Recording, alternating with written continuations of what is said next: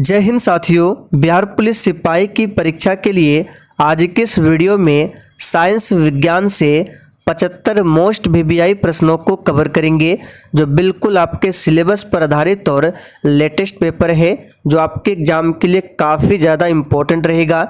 इसलिए आप सभी सेशन को बिना स्किप किए लास्ट तक पूरा ध्यानपूर्वक देखें। और साथियों, आज आपको टारगेट दिया जाता है 75 प्रश्न में से कम 60 प्रश्न सही करने का। तो अगर आप इस टारगेट को पार कर लेते हैं तो आपकी तैयारी बहुत ही बेहतरीन है।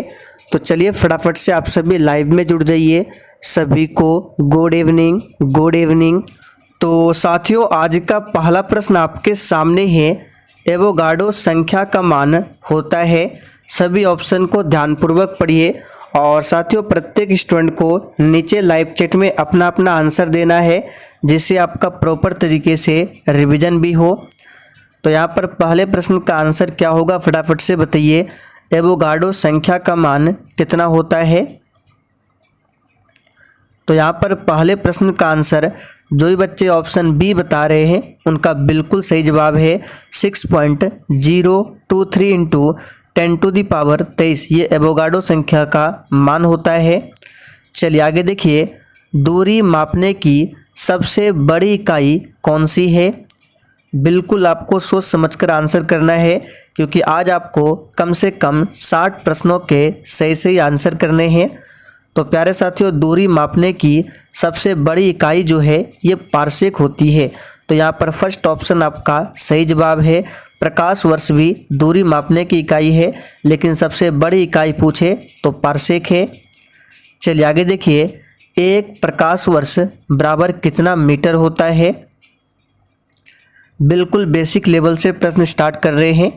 तो एक प्रकाश वर्ष बराबर होता है कितना? तो याद रखिएगा 9.46 गुना 10⁻15 मीटर, ये एक प्रकाश वर्ष बराबर है। चलिए आगे देखिए, 1 लीटर कितना गैलन के बराबर होता है? ये प्रश्न आपके एग्जाम में पूछा हुआ प्रश्न है इसलिए इसको मार्क कर लें। 1 लीटर कितना गैलन के बराबर होता है? तो याद कर लीजिए 0.2642 के बराबर होता है। 1 लीटर बराबर कितना गैलन? तो 0.2642। चलिए आगे देखिए, 1 फर्मी में कितना मीटर होता है? बिल्कुल बेसिक लेवल का प्रश्न है और यही प्रश्न आपके एग्जाम में भी पूछे जाएंगे। तो प्यारे साथियों, 1 फर्मी में कितना मीटर होगा?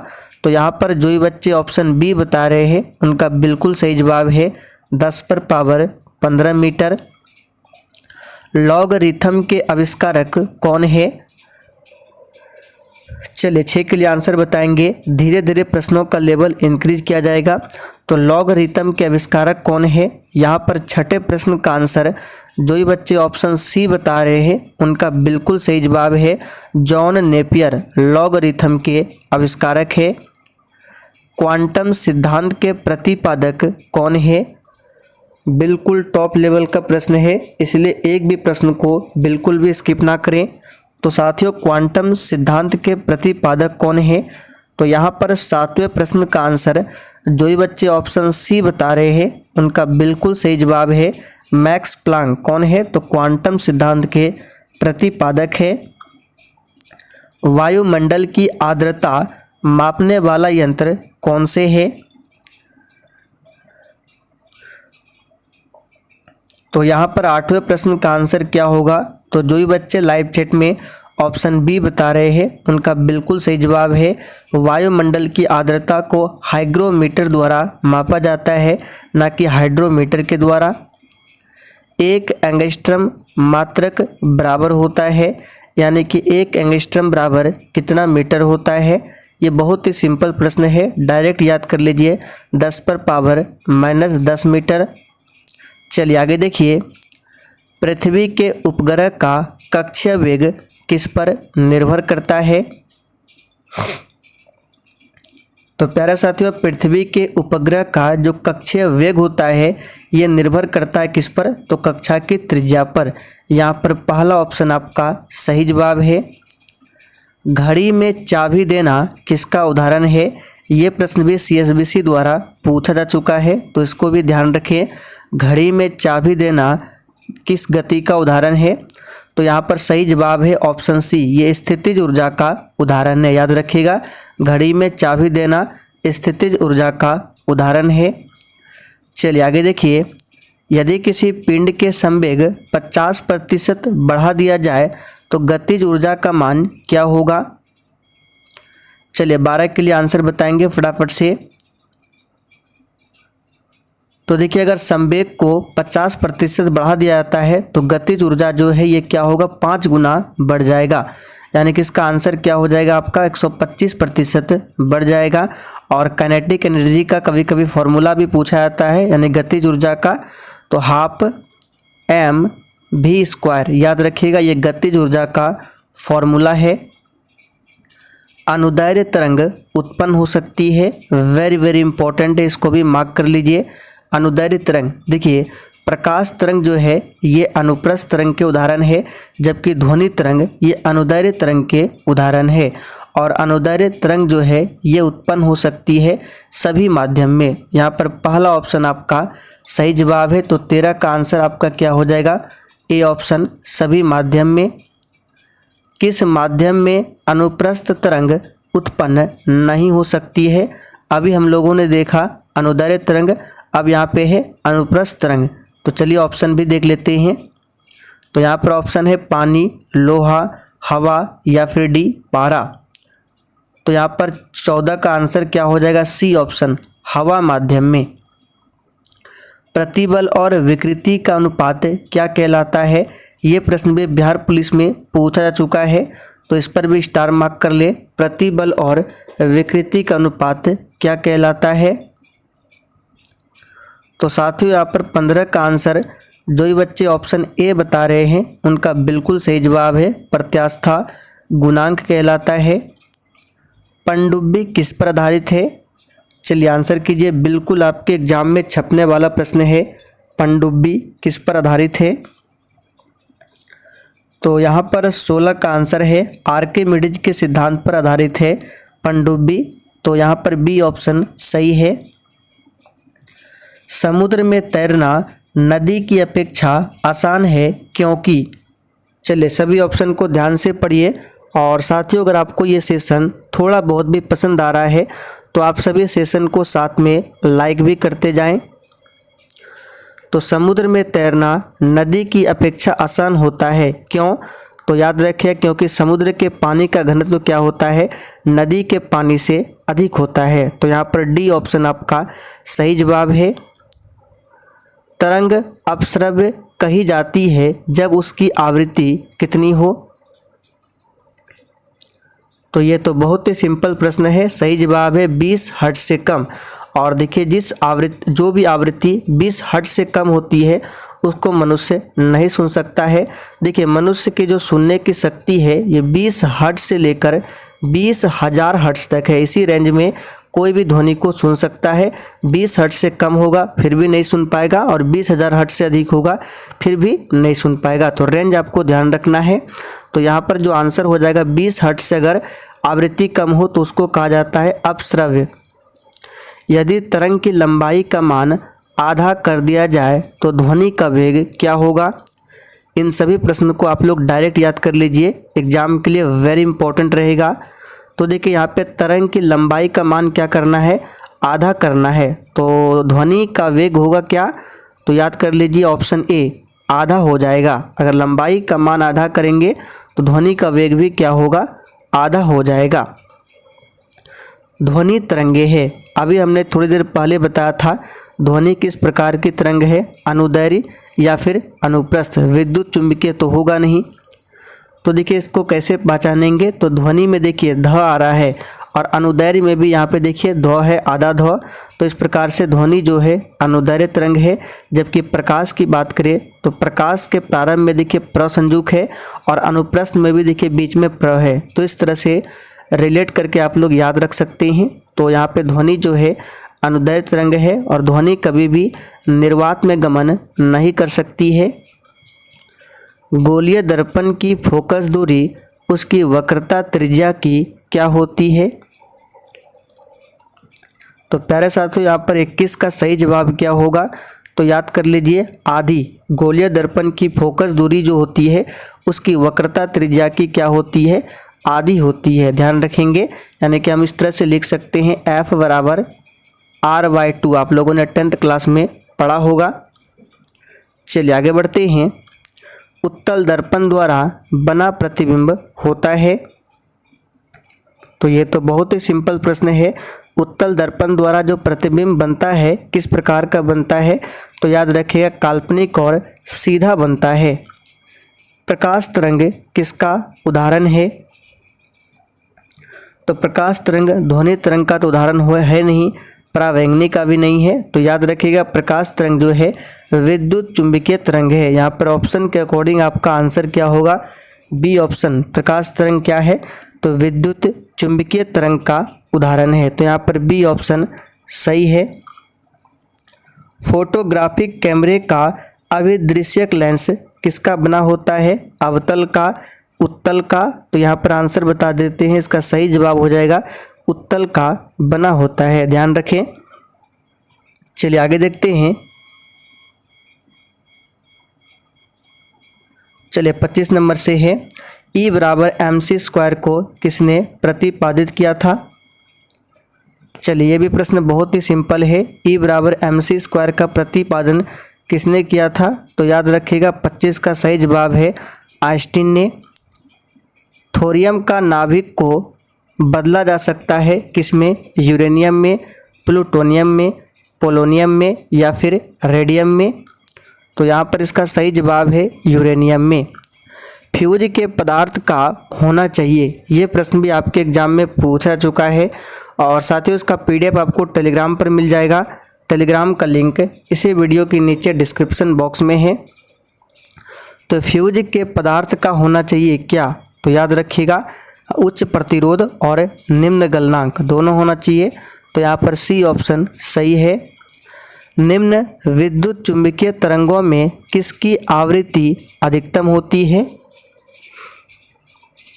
तो यहाँ पर 28 का सही जवाब है गामा किरण की। ऊर्जा का क्षय कम होता है किसमें, दिष्ट धारा यानी DC में, प्रत्यावर्ती धारा AC में, दोनों प्रकार की धारा में या फिर कोई नहीं।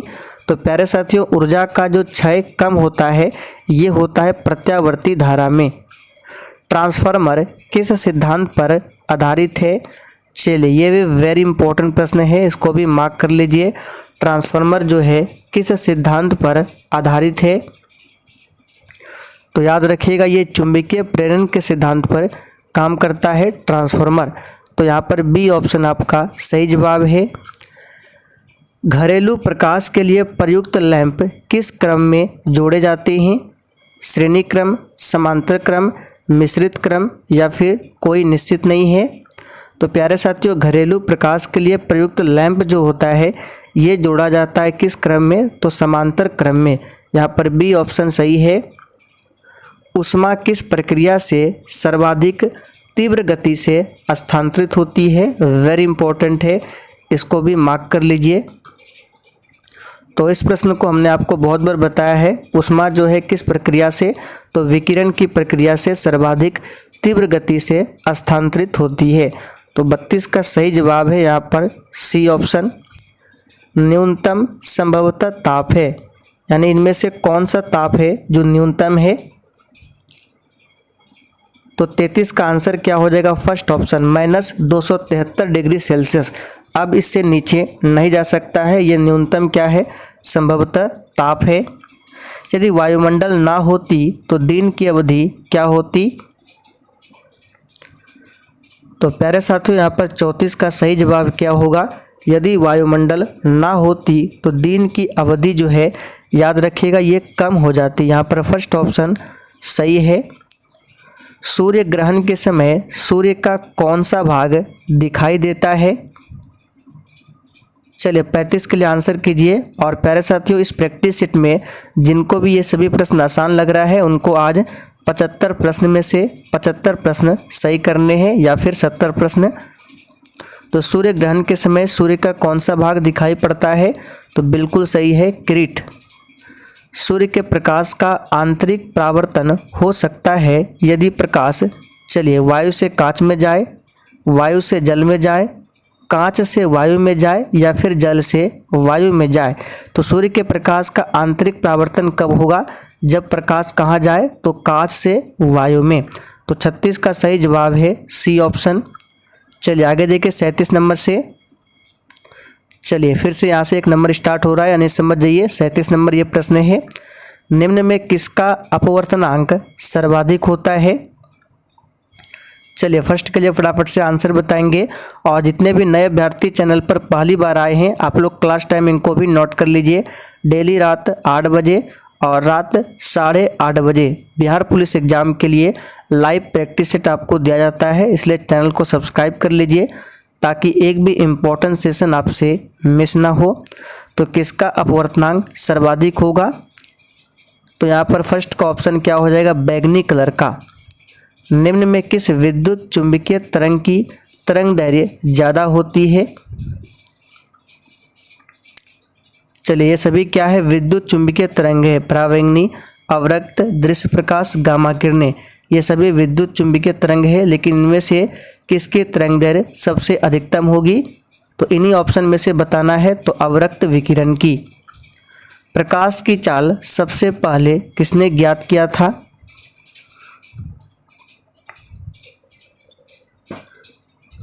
तो यहाँ पर तीसरे प्रश्न का आंसर जो ये बच्चे ऑप्शन बी बता रहे बिल्कुल सही जवाब है।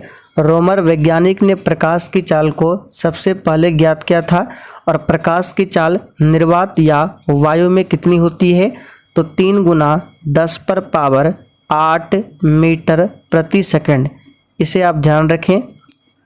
सरल सूक्ष्मदर्शी में वस्तु को देखा जाता है, तो इसका सही जवाब होगा लेंस और प्रकाश के बीच में।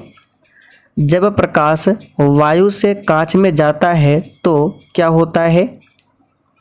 चलिए 5 के लिए आंसर कीजिए फटाफट से। जब प्रकाश वायु से कांच में जाता है तो क्या होता है? तरंग दैर्घ्य घट जाती है। इन सभी प्रश्नों को आप लोग डायरेक्ट याद कर लीजिए, पूछा जाता है एग्जाम में। चलिए आगे बढ़ते हैं। पूर्ण आंतरिक परावर्तन होता है जब प्रकाश जाता है। वेरी वेरी इंपॉर्टेंट है, इसको भी मार्क कीजिए। बार बार ये प्रश्न पूछा जाता है कि पूर्ण आंतरिक परावर्तन कब होता है? जब प्रकाश जाता है हीरे से कांच में। तो इसको डायरेक्ट याद कर लीजिए और अभी याद कर लीजिए। हीरे से कांच में जब प्रकाश जाएगा तो क्या होगा? पूर्ण आंतरिक परावर्तन। प्रकाश तंतु, जिसको ऑप्टिकल फाइबर भी कहते हैं, किस सिद्धांत पर कार्य करता है? तो ये काम करता है पूर्ण आंतरिक परावर्तन के सिद्धांत पर। प्रकाश ऊर्जा को विद्युत ऊर्जा में कौन बदलता है? सभी ऑप्शन को ध्यान से देखिए। और साथियों, जिसने अभी तक सेशन को लाइक नहीं किया है, प्लीज़ आप सभी से रिक्वेस्ट है कि आप सभी सेशन को दिल से एक बार ज़रूर लाइक कर दें। तो प्रकाश ऊर्जा को विद्युत ऊर्जा में कौन बदलेगा? तो डायनेमो तो बदलेगा नहीं, क्योंकि इसमें प्रकाश की कोई भी आवश्यकता नहीं होती है। विद्युत मोटर भी नहीं होगा। यहाँ पर जो आंसर हो जाएगा सौर सेल हो जाएगा। तो 8 का आंसर क्या हो जाएगा आपका? C option. सौर सेल क्या करेगा? यानी सोलर प्रकाश ऊर्जा को लेता है और विद्युत ऊर्जा में बदलता है। यांत्रिक ऊर्जा को विद्युत ऊर्जा में कौन बदलता है? बहुत ही सिंपल प्रश्न है। तो इसका सही जवाब क्या होगा? डायनेमो। तो आप लोगों ने डायनेमो, जिसको जनरेटर भी कहते हैं, तो जनरेटर से विद्युत उत्पन्न करने के लिए जनरेटर को पहले क्या करना पड़ता है? किसी न किसी मशीन से उसको घुमाना पड़ता है। तो घुमाना जो है आपका क्या हुआ? यांत्रिक ऊर्जा। और जब घुमाया जाता है तो डायनेमो यानी जनरेटर से क्या होता है? विद्युत ऊर्जा निकलती है। तो विद्युत ऊर्जा में बदलता है कौन? यांत्रिक ऊर्जा को डायनेमो। और विद्युत मोटर क्या करता है? तो इसमें हमको इलेक्ट्रिक देना पड़ता है, यानी करंट देना पड़ता है, तो ये घूमता है। यानी कि विद्युत ऊर्जा को ये क्या कर रहा है? यांत्रिक ऊर्जा में बदलता है। तो आंसर जो होगा आपका ऑप्शन ए होगा डायनेमो। सूर्य के केंद्र का ताप कितना होता है? तो प्यारे साथियों, सूर्य के केंद्र का ताप जो होता है ये 1.5 × 10⁻7 केल्विन के बराबर होता है।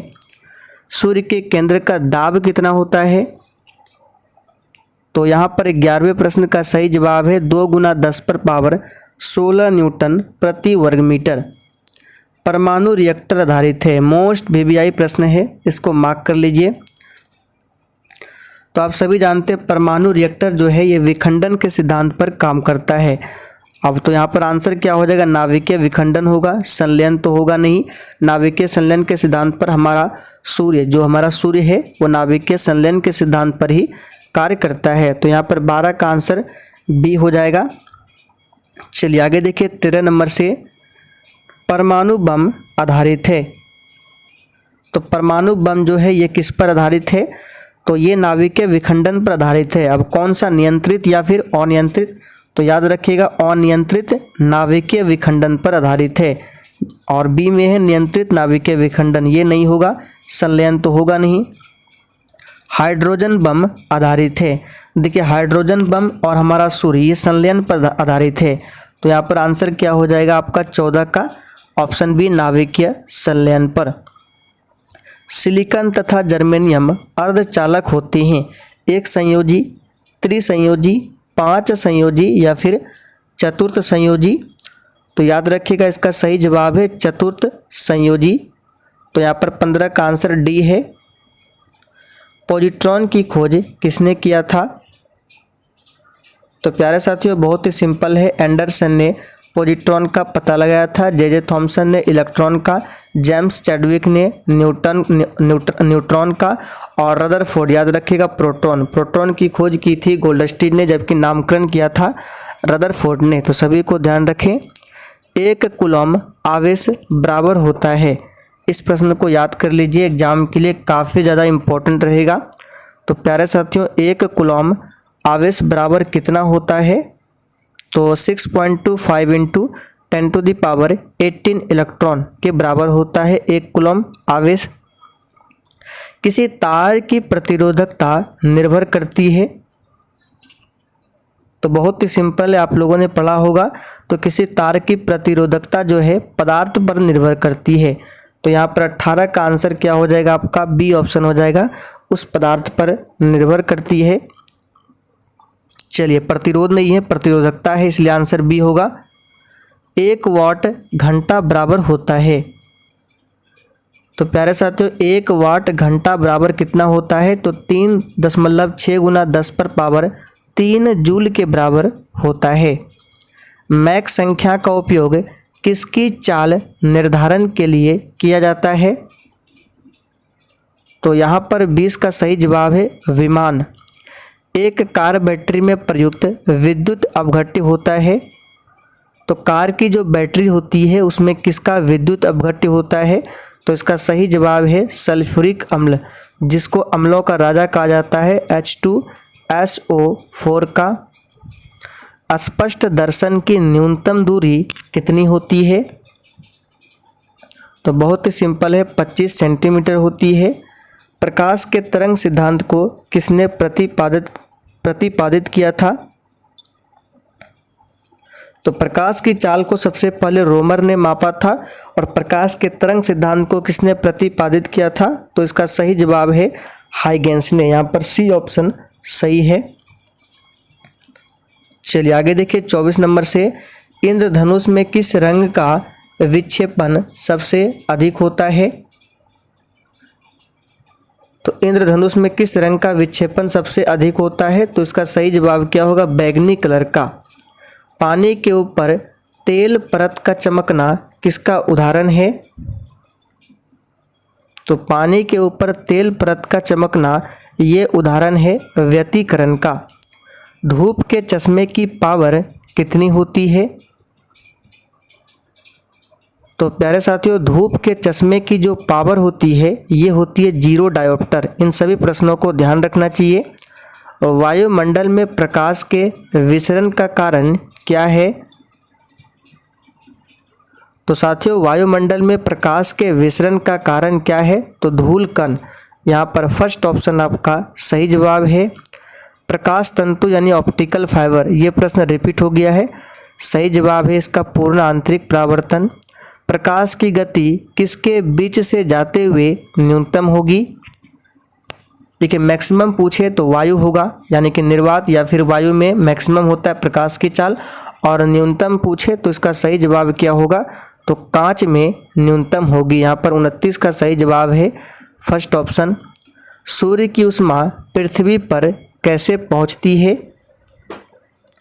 तो प्यारे साथियों, सूर्य की ऊष्मा पृथ्वी पर किस माध्यम द्वारा पहुंचती है? तो इसका सही जवाब है विकिरण द्वारा। रेफ्रिजरेटर में थर्मास्टेट का कार्य क्या है? रेफ्रिजरेटर यानी फ्रिज में जो थर्मास्टेट होता है इसका कार्य क्या होता है? तो एक समान ताप को बनाए रखना। शुद्ध जल का क्वथनांक फ़ारेनहाइट स्केल पर क्या होगा? तो यहाँ पर फ़ारेनहाइट में पूछा जा रहा है, तो शुद्ध जल का क्वथनांक जो होगा फ़ारेनहाइट स्केल पर 212 डिग्री होगा। केल्विन तापमापी में बर्फ का गलनांक कितना होगा? तो केल्विन में पूछा जा रहा है, इसलिए इसका सही जवाब है 273 केल्विन। ध्वनि का वेग सबसे ज़्यादा होता है, तो यहाँ पर आंसर निर्वात तो होगा नहीं, क्योंकि ध्वनि का वेग जो है निर्वात में गमन नहीं करती है। ध्वनि गमन करने के लिए किसी न किसी माध्यम की आवश्यकता पड़ती है, और सबसे अधिक जो है ध्वनि का वेग ठोस माध्यम में गमन करती है, उसके बाद द्रव में, और सबसे लास्ट में गैस में। तो देखिए इसमें से ठोस कौन सा होगा? तो इस्पात होगा। ध्वनि का वेग सर्वाधिक होता है। अब देखिए 34 और 35 दोनों में ऑप्शन अलग अलग है। यहाँ पर आंसर क्या होगा? इस्पात, और यहाँ पर आंसर हो जाएगा ठोस में। ध्वनि का प्रभाव कान में कितने समय तक रहता है? तो साथियों, ध्वनि का प्रभाव जो है कान में कितने समय तक रहता है? तो यहाँ पर 36 का आंसर क्या हो जाएगा? चलिए, तो बिल्कुल सही जवाब है 1/10 सेकंड तक। तो चलिए साथियों, आज के लिए इतना ही। आज के इस वीडियो में हम लोगों ने 36 + 36 यानी 72 प्रश्नों को ही कवर किया। तो इसमें से आपको 60 प्रश्न सही करने थे। तो आप लोग कमेंट करके बताइए ईमानदारी पूर्वक कि आपने कितने प्रश्न सही किए हैं। तो अगर आपको सेशन थोड़ा बहुत भी पसंद आया हो तो जाते जाते आप सभी सेशन को एक लाइक ज़रूर करते जाइए।